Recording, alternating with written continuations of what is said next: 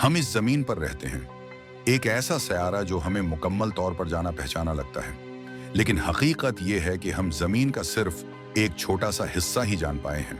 70% जमीन समंदर से ढकी हुई है और इन समंदरों का 95% हिस्सा अब भी हमारे लिए एक मुकम्मल मामा है। ये पानी नहीं, ये पर्दा है किसी और हकीकत का, एक ऐसी हकीकत जो हमारे लिए एक मुकम्मल मामा है, हजारों सालों से हमसे छिपी हुई है। साइंसदान कहते हैं कि हमें अपने समंदर से ज्यादा चांद के बारे में मालूमात हासिल हैं। मगर सवाल यह है, क्यों?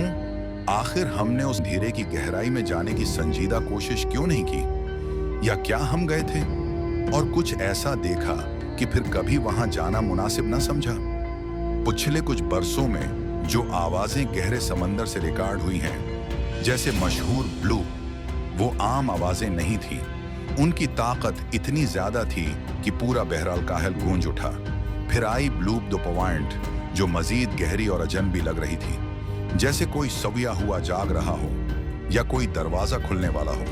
लेकिन सिर्फ आवाजें ही नहीं, अजीब और गरीब तब्दीलियां भी हो रही हैं। जापान के साहिल पर एक ही रात में लाखों मछलियां मुर्दा पाई गईं, बगैर किसी वजह के। साइबेरिया में जमीन फट रही है और अंदर से गर्म धुआं और गैस निकल रही है।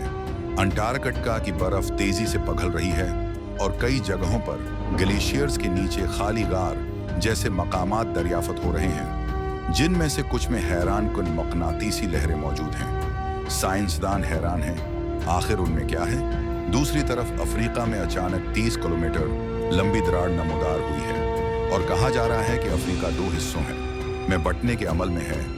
और ये सब सिर्फ कुदरती नहीं लगता। अमेरिका, तुर्की, पाकिस्तान, चाइना, सब जगह शदीद जलजले, अचानक मौसमी तब्दीलियां और जमीन का गैर मुतवक्का रवैया, ये सब कुछ एक नए दौर की शुरुआत का इशारा है। इसी दौरान मरियाना ट्रेंच में एक नई दरार दरियाफ्त हुई है, जिसके नीचे दर्जा हरारत, मकनातीसियत और दबाव मामूल से है बहुत ज्यादा है। एक गमनाम साइंसी टीम ने वहां एक खुदकार ड्रोन भेजा था, मगर वो चंद घंटों बाद राब्ते से बाहर हो गया। आखिरी फुटेज में जो चीज नजर आई वो एक बहुत बड़ी साए जैसी शय थी, जिसके चारों तरफ रोशनी झलमला रही थी।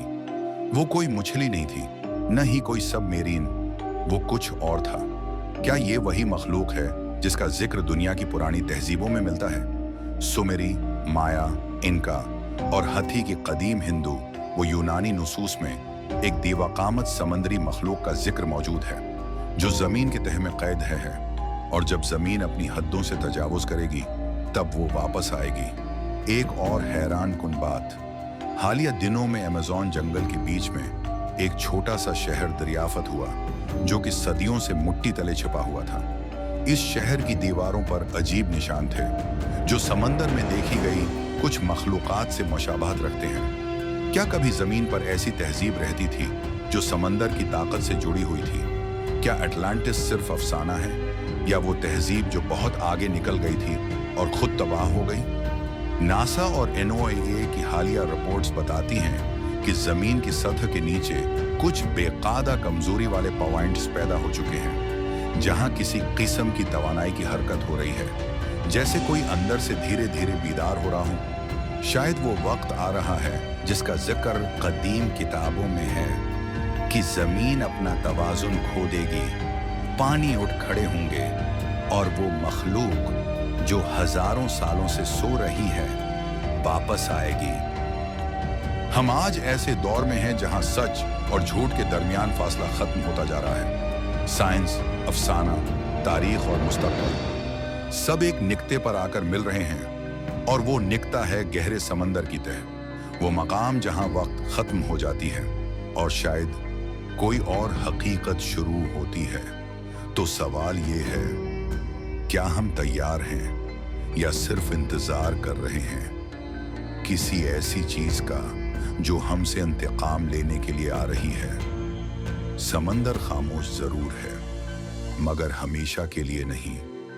तो जुड़े रहिए द मिस्टिक ओशन के साथ, क्योंकि अभी बहुत कुछ बाकी है।